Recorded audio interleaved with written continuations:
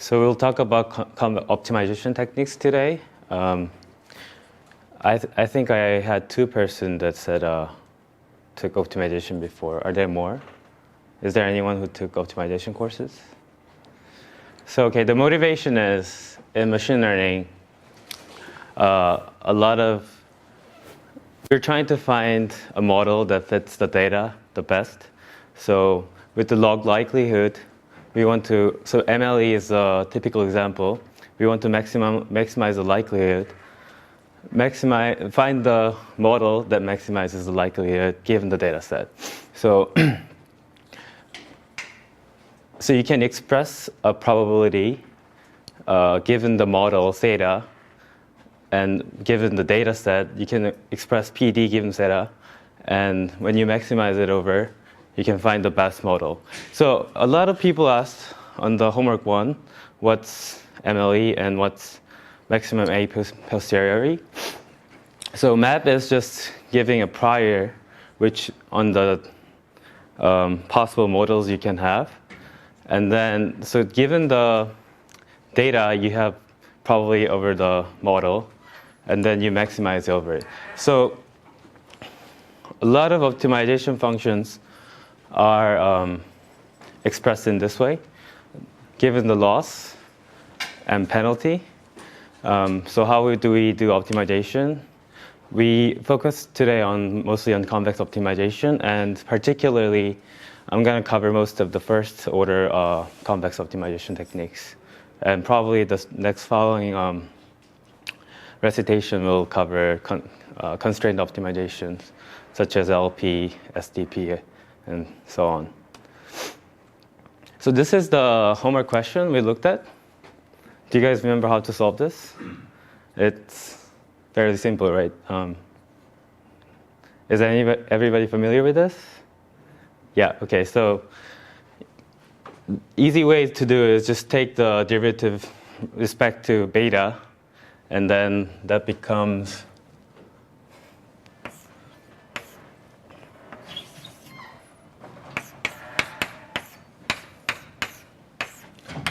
and then we want the derivative to be 0 because we want this to be optimal point. And then the solution we had was, if you work this out,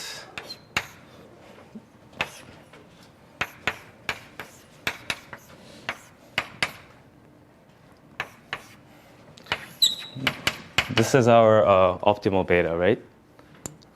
So in some cases, we have closed form like this, but it's often very hard to compute inverse function of high, if x transpose x is like high dimensional. I think you missed the x too, the x transpose y at the end. Oh, this one, yeah. Thank you. I like that somebody is paying attention. So, yeah. So anyways, it's often hard to compute the inverse of this large matrix if it becomes high dimensional. And also sometimes the closed form doesn't even exist. So what we do is the famous gradient descent. The idea is, the gradient is, if you move some variable x, how much the function of f of our interest changes. So we do this simple gradient step over and over. Now I'm going to show you how we derive a gradient descent. So it's basically when a convex function is given, we're trying to approximate it in first order. Actually, in this case, first order plus second order terms with some variable eta. And what this is doing is, at the point of interest, it's trying to make a quadratic approximation. And if you actually do the derivative on that, respective to y, what you get is, so let's say,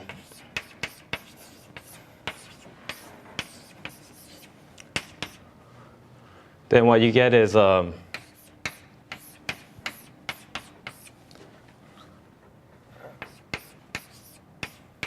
sorry about that.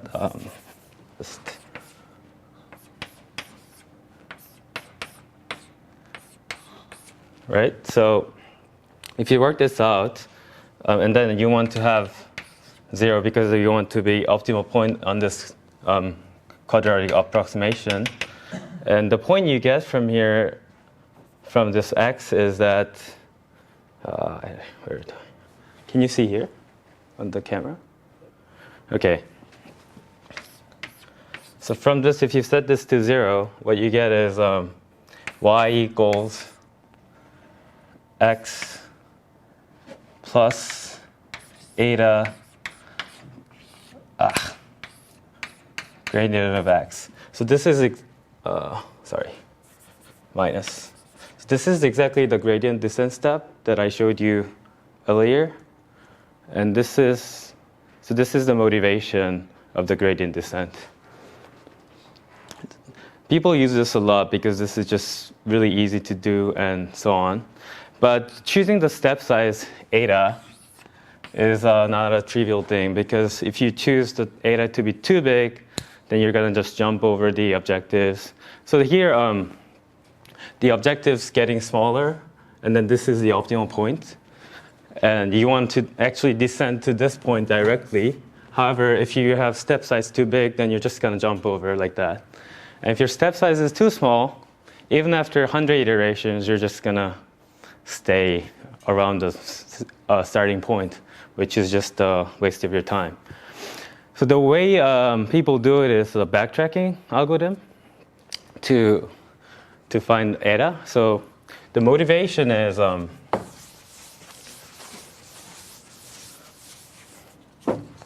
so let's say I'm trying to find the gradient from this point, x, and then as usual, I want to do the gradient.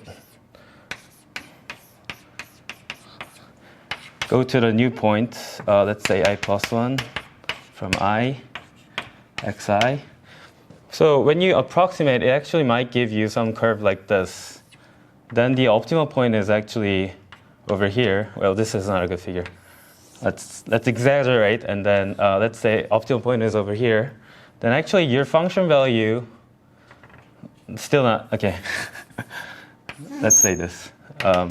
Then your function value actually, if you take the step of this, just eta equal 1, then actually you get, your value actually increases, but while you wanted your objective to decrease. So what this means is, so you're after every iteration, you're comparing your function value and your approximation from here, this quadratic approximation, and then you're comparing these two values, and then when your function value is actually smaller than the value your first approximation showed you, estimation showed you, then you exit from this loop. I think I really expressed that unclearly. Did anyone have a question on that, or? Okay, if that's the case, that you find that if you do this step, you'll find out your loss function is in fact increased, so that you shorten your distance. That's right. Yes. So what I'm saying is, you know that by your first approximation, this value goes from here to here, but you don't have any relation between your actual function value and then your approximated function value, which is the first order approximation you did. And then because you want to have the relation between the actual function value and the approximated function value, you go through these steps and then figure out when this approximated function value is actually bigger than this actual function value. So that, because you know that from the previous step, that this approximated function value gets smaller by the gradient descent step because it's first order approximation. And then if that, so it's your initial value, and then approximated value. And then if you actually know that this actual function value is smaller than this approximate function value, you actually know that it descended. So that's what you do. Yeah. So after doing this backtracking line search, the same problem you saw when you took like small steps of hundreds, you didn't get anything, but you get to the optimal point after 13 iterations. Now the termination, go ahead. So how do you know your parameter, when you set your parameter to 9, how do you know you missed your output? So you actually evaluate, so as you can see on the backtracking search, you actually evaluate your function at this point. So my approximated value of with the approximation is actually smaller than my function value. You don't want that, so you iterate over and over and make the eta size too small. So the beta is between 0 and 1. So your eta gets smaller and smaller until that approximation. Smaller and smaller, how do you know it's good enough? You don't know which is optimal, but so what's your question? So How do you know your theta is good enough? Like it's not Which too is small, balloons, it's not I too think large. is what she's trying to say. so good enough meaning whether it descends or not, or whether it's. We don't want it to be too small, right? Otherwise you Yeah. So selecting beta is a matter of question, and then I think the Boyd book says this 0.8 is the best to do. So yeah, but it's not like theoretically proven, but they tried many betas over, and then they said beta equals 0.8 is the best they had. So there's no really guarantee theoretically, but this is just to guarantee that you're descending rather than going up and yeah. So when you do the gradient descent steps like this, when to terminate is the question. So when the question can be rephrased as, when do you hit the optimal point? And we just do it by doing when the changes in iterate is small, which means the function value from previous to the current didn't change much. Like you have to give some kind of epsilon that you want to bound on. Yeah, and when your change in gradient is small, which means you're not gonna traverse a lot. So, and also sometimes when your backtracking step size is just too small, which means you're not iterating a lot as well as your gradient is small. And then you often want to finish it after a certain amount of iteration. So there's two conditions to look at. I'm gonna look at stochastic gradient descent. Actually, let's. So, are you guys familiar with logistic regression, or did Alex cover it? Okay. Yeah. So I'll skip that. But so in gradient descent, if you have like labels y and features x, then you're trying to minimize over. So the loss function becomes empirical loss, which means your actual label, and then your by the prediction rule, what your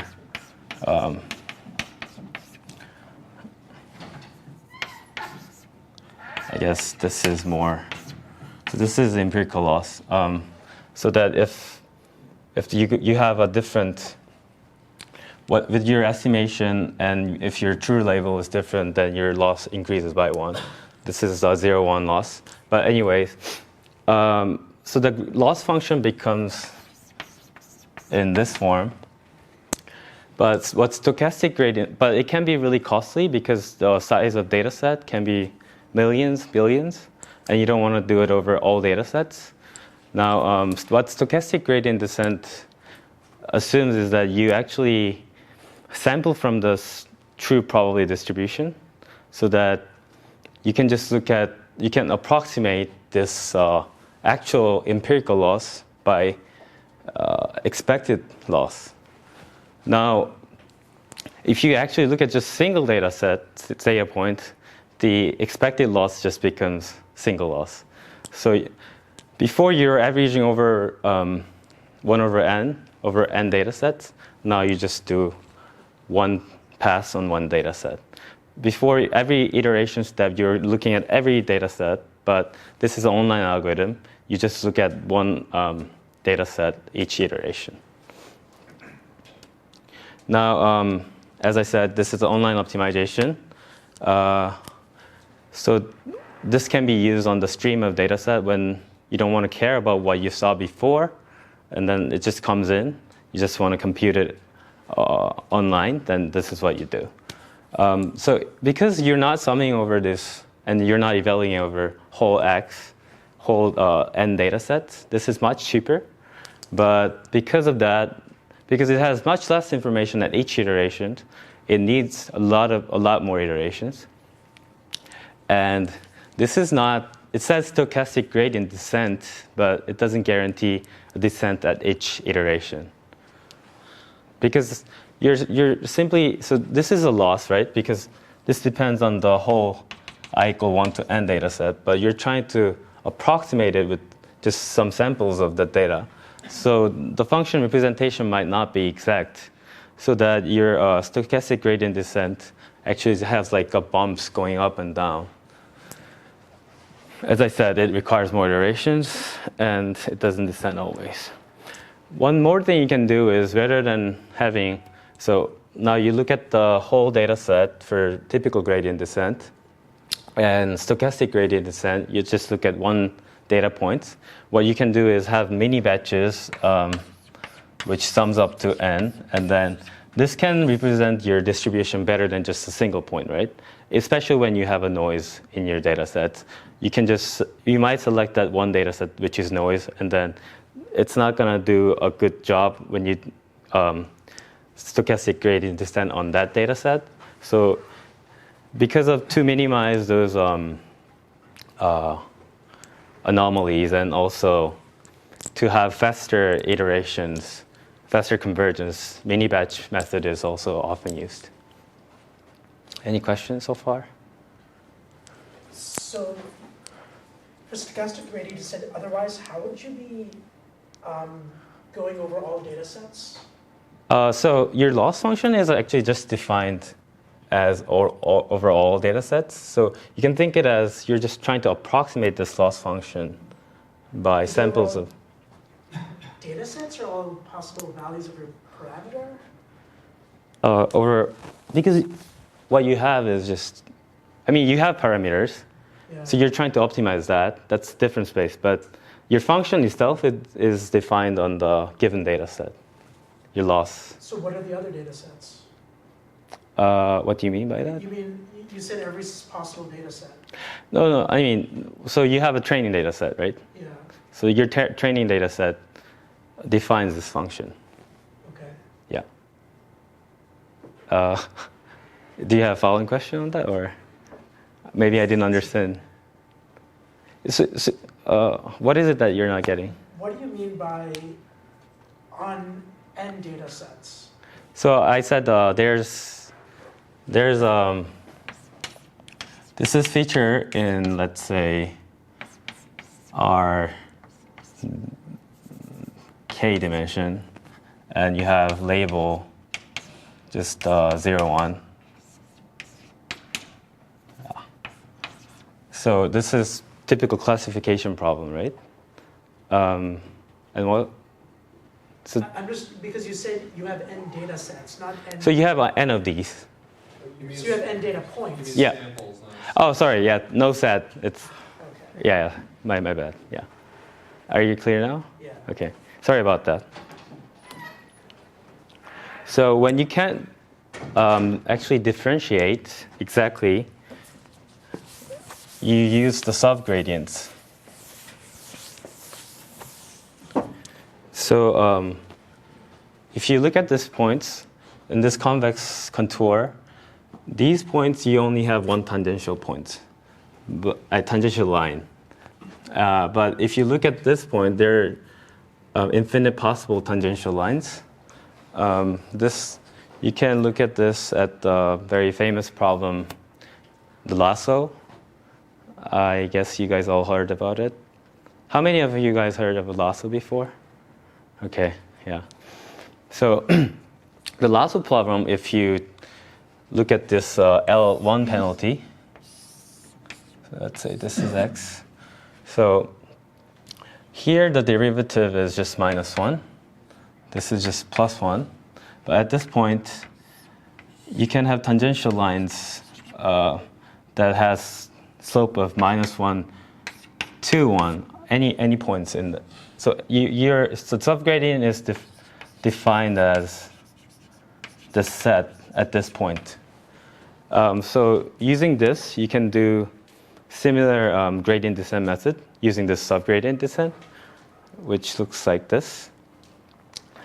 So I'll show you one example of this also in simple case, where just A becomes identity matrix, and you're trying to minimize this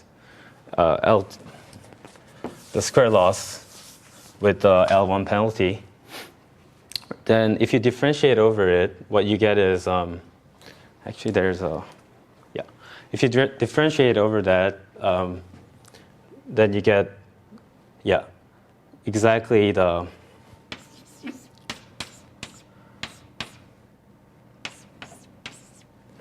I'm not sure why he changed the sign there, but yeah.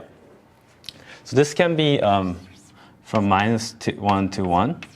So what this means is when the y is less than lambda, so this is actually x and this is y in this case. It's very confusing. And the lambda is 0.5 there. So we want to get optimal x from that equation. And when you think about it, if y is less than lambda, and so if x equals 0, if you think it the reverse way, we're trying to get x, but if x equals 0, then y can be anything between minus lambda to lambda, which is -0.5 to 5. So if you reverse this relation, what you get is the answer in here. So if yi is bigger than lambda, your x becomes yi minus lambda. And if yi is less than minus lambda, you get yi plus lambda. If you want to know more in detail about subgradient methods and all, you should take 725, convex optimization, provided in machine learning department and statistical department. What is x and a and y in this problem? This is just real numbers. Just what? Just real numbers. No, but what are they in the lasso problem? Like what? You have a set of variables that you want, and you have all your. So this is a regression problem, Okay. like we saw before, but you want to have some constraints so that so your answer doesn't become too like overfitted to your data set. Yeah, that's what it is. Yeah.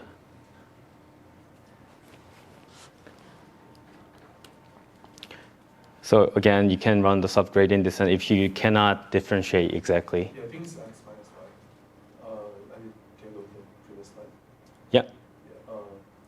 Right. So if you expand the L2, it's going to be like x transpose x minus 2x transpose y. Well, y and x is just a real value here, right? Yeah. You're taking like derivative with respect to x, right? So Yes. The slide's really correct, and then you shouldn't reverse the sign. So this is right? Or I mean, on the slides. so it's correct? I think the slides are correct. Because? If you expand that L2, Yeah. so it's going to be like x squared term. And then Oh, there's minus. Oh, sorry. Yeah. Sorry about that. Yeah. And there's also generalized gradient descent.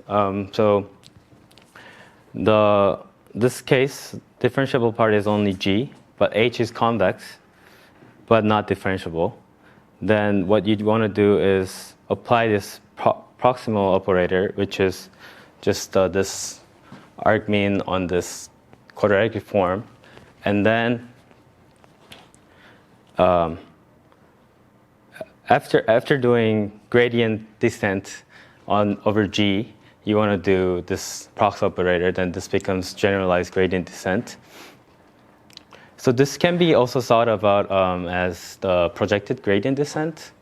So the one way you can think of it is when you have this non-convex part. Let's say you want to do some constrained optimization such that you want to minimize such that over x, such that x is in some kind of set C, then you can express this as the same thing as minimize over x, such that with some indicator function over C. What this indicator function means is it's 0 if it's actually inside the set C we are interested in, and it becomes infinity if it's not in C. So this is actually solving the same problem with this. So if you apply the generalized gradient descent on this H, you can put HC in the prox operator and then solve it as following. So there's also accelerated gradient descent. The reasonings over k-2 over k+1 and those things, I'm not entirely sure why. The theoretical proof is there, but what it does is this is the fastest solver in the first order gradient methods, and as you can see, the accelerated gradient descent has ripples like that. So it's as stochastic gradient descent, it doesn't guarantee descent, but this is by far the fastest descent method in the first order methods. I'm actually covering part of second order method, which is Newton method. So rather than doing first order approximation, you're actually doing full second order approximation in the second line. So the first line is just saying you have this high order term with this eta, but here you're actually having the Hessian there and then having the second order term. Now this takes much fewer iterations, and it gets to very accurate answer at very few iterations. But each iteration compared to gradient descent is much more expensive because you have to invert over the Hessian, which takes, if your dimension is n, which takes n cubed time. So yeah, and then it also have, because you're inverting over the Hessians, it often diverges with bad initialization. So typically, if gradient descent takes over like thousands of iterations, this will take of like tens of iterations. There's also fast form of Newton methods that you can make it faster by approximating the Hessians from the gradient. If you guys are interested, you guys can look for BFGS and LBFGS.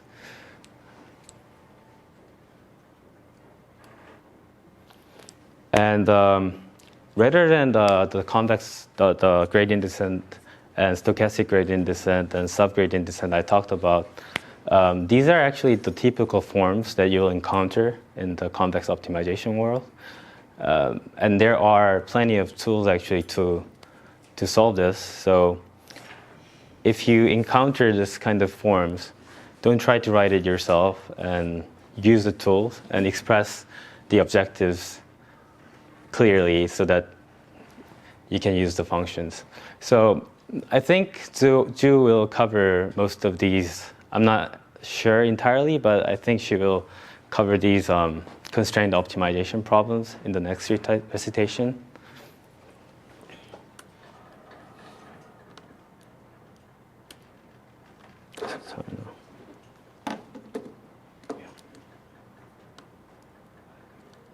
Oh, yeah. I'm actually done a little bit early. I spoke too fast. Do you guys have any questions?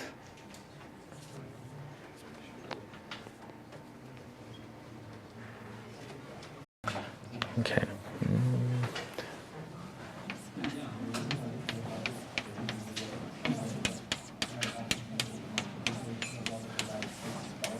So just, I'm going to simplify with the 2-point cases first, but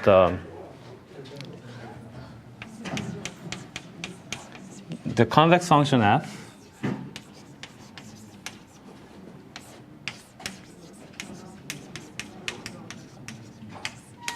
is defined in the following way. If you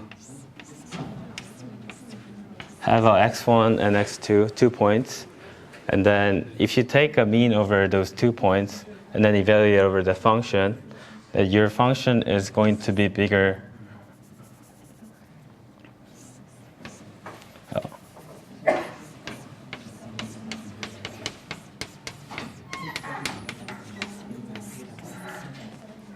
So the convex, if you visually, this is if you have convex function.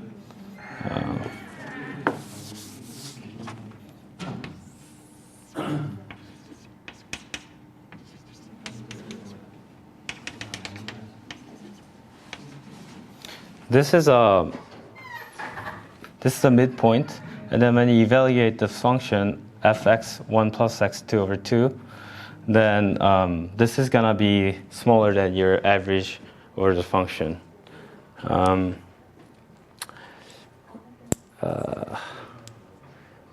So you can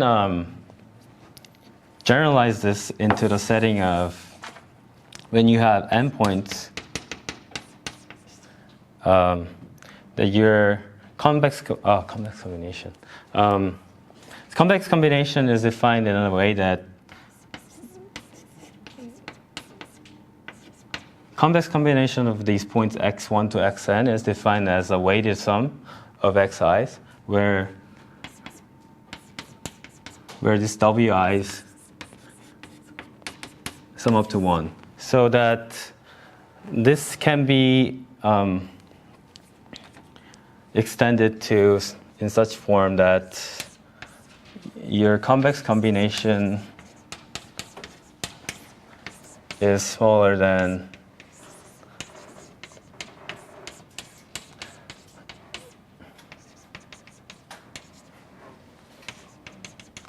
so your function evaluated as a convex combination of these points is smaller than your function value's convex combination. Am I missing something, Jin, about the convex function? But the intuition that that convexity is needed in using gradient descent kind of method is that if your function is vaguely like this is obviously not convex, because if you average over these 2 points, this point is bigger. If you descend over this function, you have no guarantee. I mean, in this case, let's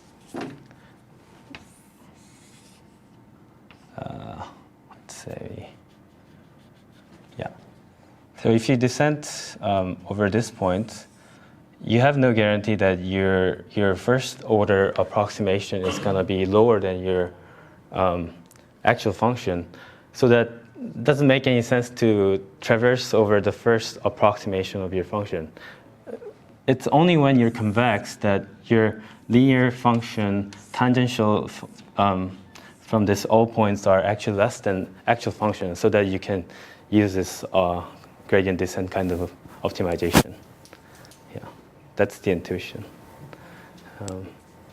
Any question on convexity or furthermore?